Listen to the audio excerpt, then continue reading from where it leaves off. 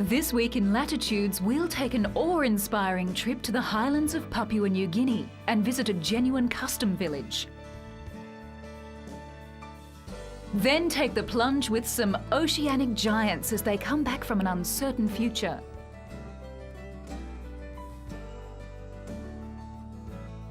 And then we'll close our account in the Pacific paradise of Guam and see the highlights of the nation capital.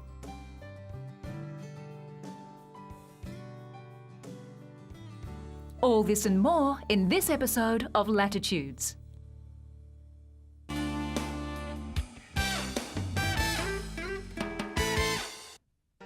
Australia's most southern state of Tasmania boasts many tourism attractions.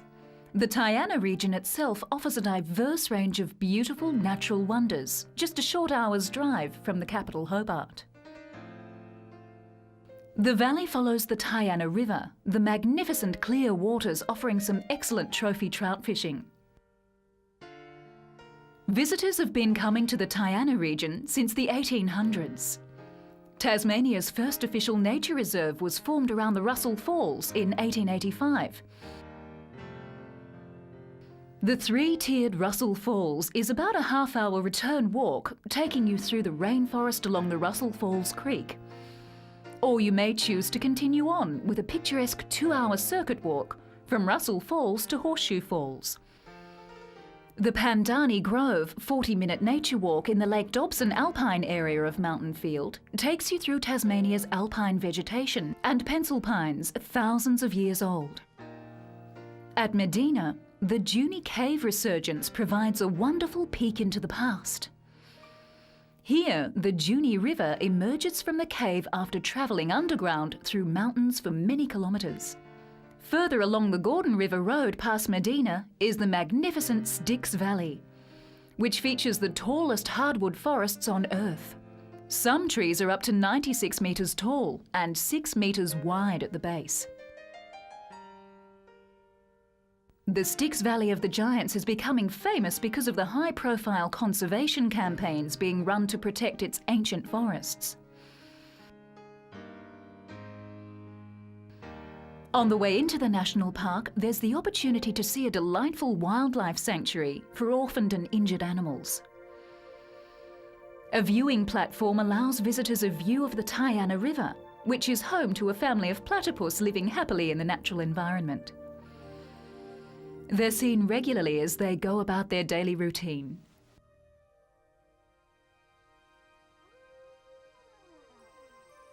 In their spacious habitat, hand-reared Tasmanian devils enjoy the natural features of their environment, with sunning rocks and trees to climb. Ben and Florentine are the resident wombats, both saved from road accidents and now enjoying the security of the sanctuary. Koalas Stan and Susie live in their natural bushland environment and interact playfully with each other in between eating copious amounts of eucalyptus leaves. There's a soft release rehabilitation centre where injured and orphaned animals recover their strength in safety and can come and go as they please.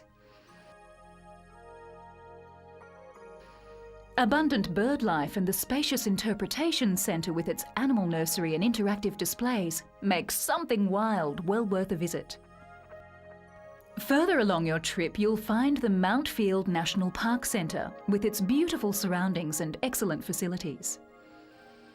Electric barbecues by the riverside, sheltered picnic tables, a children's playground. If mountain cabin accommodation appeals, speak to the staff about the rustic government huts nestled in the alpine area of the park. The National Park and Visitor and Interpretation Centre is a comfortable, modern building filled with friendly faces eager to pass on information to help you learn more about the national park, its walks, animals and plants.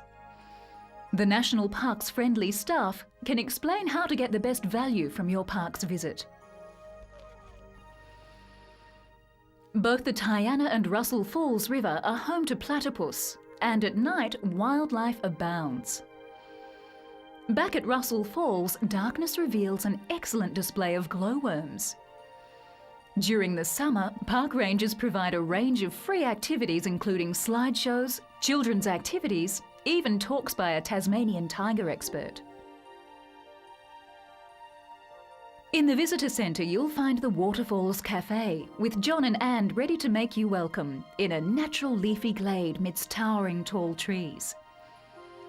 This cafe has an excellent reputation for generous lunches, morning and afternoon teas, served inside in the warm and al fresco in the delightful covered area.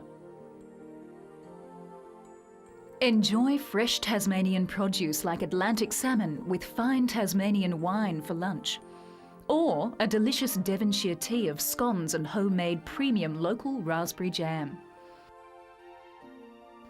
For those wanting something lighter, there's a wide range to choose from. Toasted sandwiches, focaccias, and on cold days, a big bowl of hearty soup will hit the spot.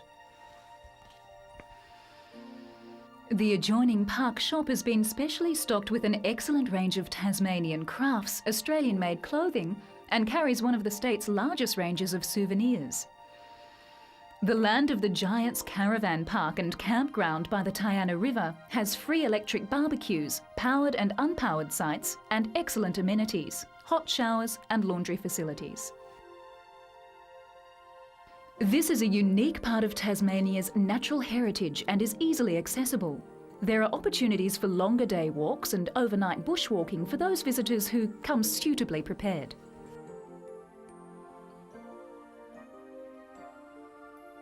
The history, tall trees, scenery, waterfalls, the animals, trout fishing make the Tayana region a unique and diverse area to visit.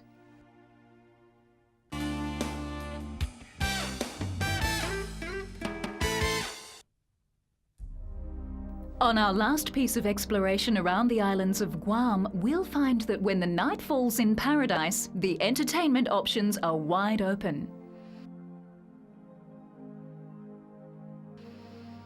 As one of the most progressive of Pacific nations, Guam boasts a huge variety of venues for those of a more civilized inclination.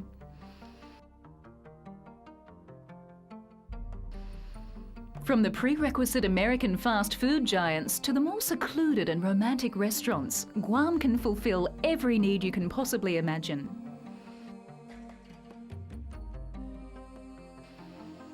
The exclusive clubs and black tie affairs held in the capital city reflect the strong American influence while maintaining the strong connection with the island's tradition. There are many five-star luxury hotels with full world-class entertainment and cabaret floor shows. And for the younger at heart, many dance clubs and nightclubs, catering for disco to line dancing. Although the capital city and surrounding areas have enough to keep visitors busy, a trip around the island provides a glimpse into the island's heartland. In nearby Hagåtña, Guam's bustling capital, latte stones attest to the island's long heritage.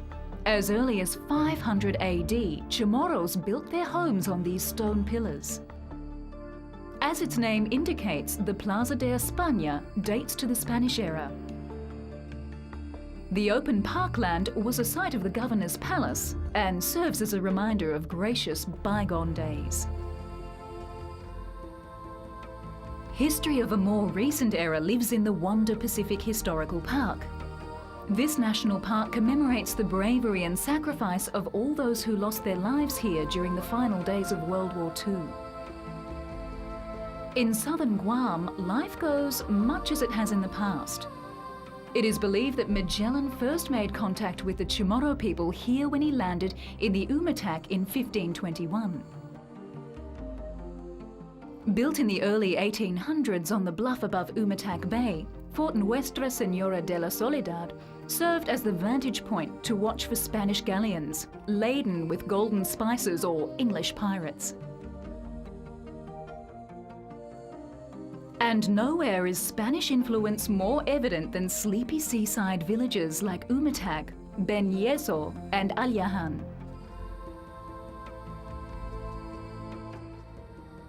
Located 3 miles off Guam's southern tip is tiny Cocos Island, a 100-acre resort surrounded by clear turquoise lagoons. Formerly a coconut plantation, the island has emerged as one of Guam's most popular attractions. Regularly scheduled boats transport visitors from Elso to Cocos Islands.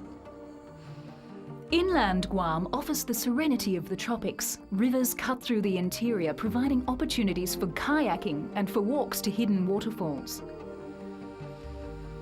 Guam's people are committed to preserving this natural heritage of the island and are working hard to ensure the quality of Guam as a destination for international travellers and as a home for themselves and their children, enriched by their past and poised on the brink of a dynamic future.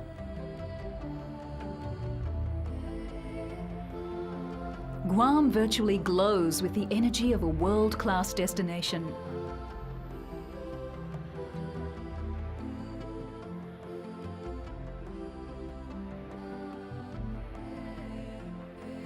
The ancient word for Guam is Guhan, meaning we have. Come and discover what the nation of Guam has for you. Come and discover Guam.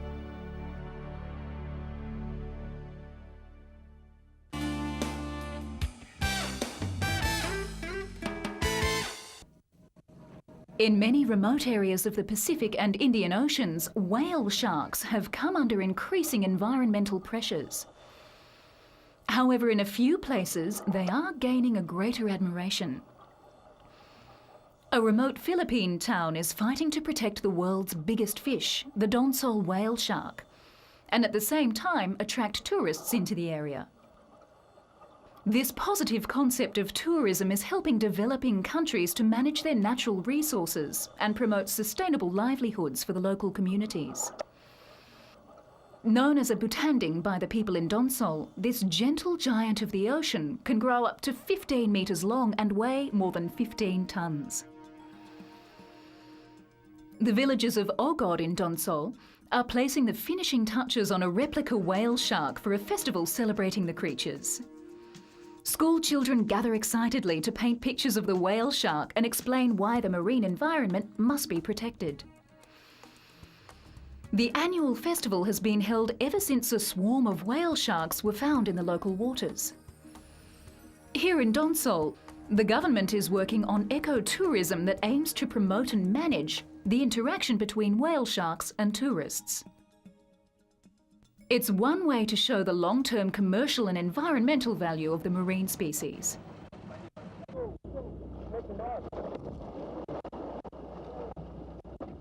Promoting tourism in the area is one way out of the current economic hardships, and the local tour operators are hoping their efforts will prove that the whale sharks are worth more alive than dead.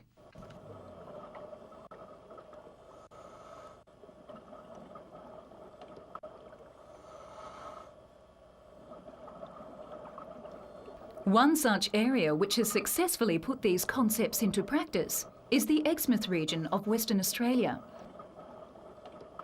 Here, successful tourist interactions have been carefully managed for many years. Whale sharks by nature are mainly solitary creatures, and despite their impressive appearance, are harmless to humans. Scuba divers and underwater swimmers are able to safely get quite close to their huge bodies.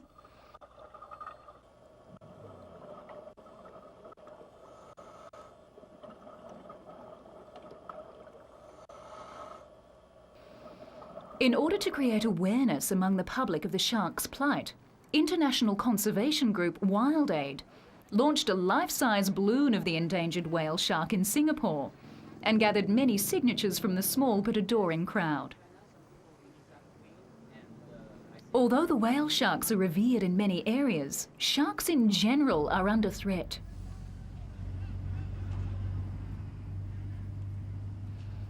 $100 million are slaughtered every year as international demand for shark fins and other shark products skyrockets, driving a massive increase in shark fishing around the world. Shark fins are considered a great delicacy in many Asian countries, particularly Hong Kong, Singapore and Taiwan, where they are served in top-class restaurants as shark fin soup. Slowly though, through many efforts like that of WildAid, people are becoming more and more aware of the shark's plight. Hopefully that will contribute to a greater awareness and less consumption for shark products. In recent years, though, the whale shark has become the focus of a booming international dive industry, and studies have estimated whale shark tourism generates much more income for countries than the hunting and sale of its meat and fins. Proof is now emerging that whale shark ecotourism could be one of the key factors behind the survival of the species. Meanwhile, back at Ningaloo near Exmouth, the well-managed ecotourism of these outstanding fish awaits anybody with the passion to see them.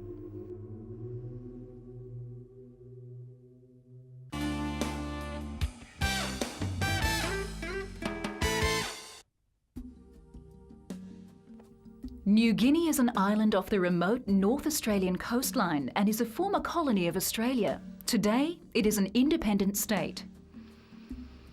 Located on the equator and just west of the Solomon Islands, Papua New Guinea's weather is mostly hot and humid.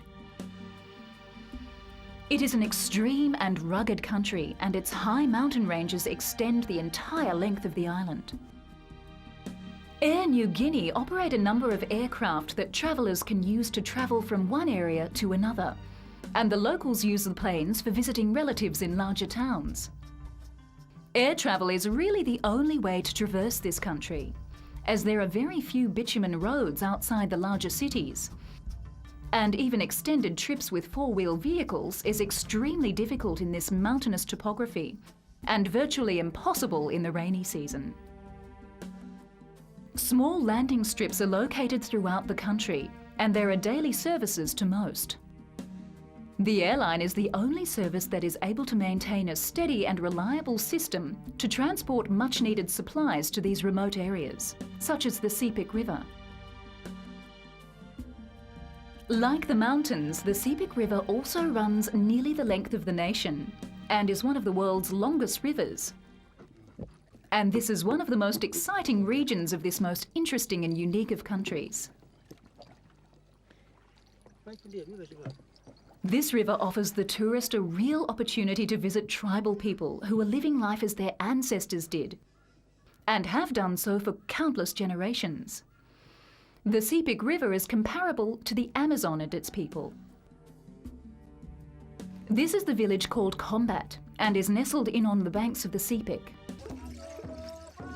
This particular village welcomes visitors and even has a guest house of sorts.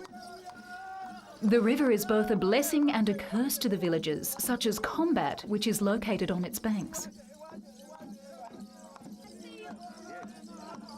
The river has a rise and fall of over 10 metres during the year. Most of the time, the river benefits the villagers by supplying food in a number of forms, which includes fish. However, during the rainy season, the river floods the surrounding areas, so it's impossible for the people to maintain any real crop system, as every year the crops are simply washed away. These young girls are preparing a meal of sago, which is basically mashed bark from the sago palm and is the staple diet throughout the rainy season. The bark is stripped from the tree and crushed to form a paste. The work is manual, and mostly the young girls and women prepare the bark for cooking. Once the bark has reached the required paste form, the girls hand it over to the older women for the final stage of cooking and presenting the meal to the entire village. The sago is presented as a cooked meal and is usually served on a palm leaf or in a carved wooden bowl. Meals are an important part of the culture, as even the youngest members of the village play some role in either gathering or preparing the meals.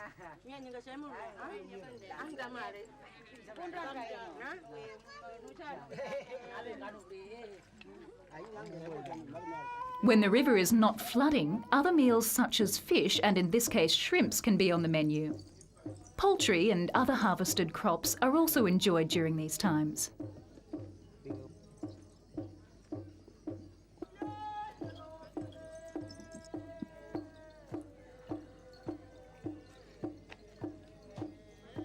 Combat Village has recently begun to produce an income to help it overcome the difficulties of the rainy season. The villagers sell their carvings, which assist them to purchase food and other medical supplies. The carvings are exquisite pieces and can only be produced in relatively small quantities, as each carving is unique. The same traditional methods, which have been handed down over many generations, are used in the creation of the individual pieces. The carvings represent village life, and the storyboards are carvings of events that signify important events or aspects of Combat Village. Some stories on these boards recall events that occurred during the early years of the village's beginning.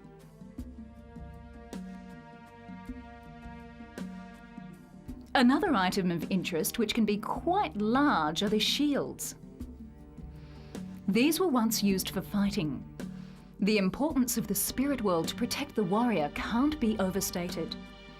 Therefore, strict rituals and procedures are adhered to in the making of a shield. The shields are also used for burials, and again, the importance in ritual during the making of the shield is a significant component to the process. Visitors to the villages along the Sepik River are welcomed in unusual ways, and although this may seem off-putting, many of the villagers are really a very peaceful people. Each welcome has a story behind it. However, with over 700 dialects of the prime language, communication is not easy, and the meaning of the stories can be hard to determine. It is important to enrol a guide who is fluent in the languages of the areas you wish to visit.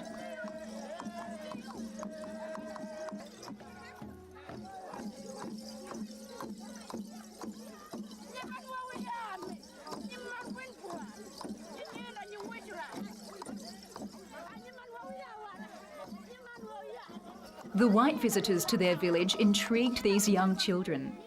This was the first time this village had seen a white person.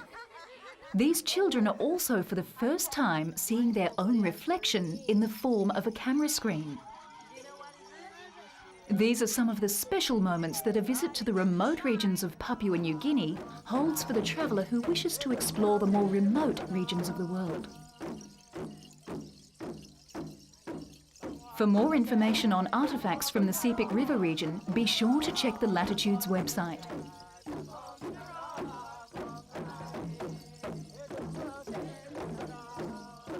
Join Latitudes again when we next trek the globe and explore fabulous and exciting holiday destinations.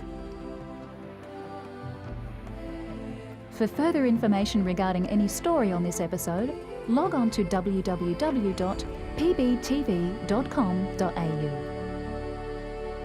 This program is proudly supported by PATA and Always Dive Australia,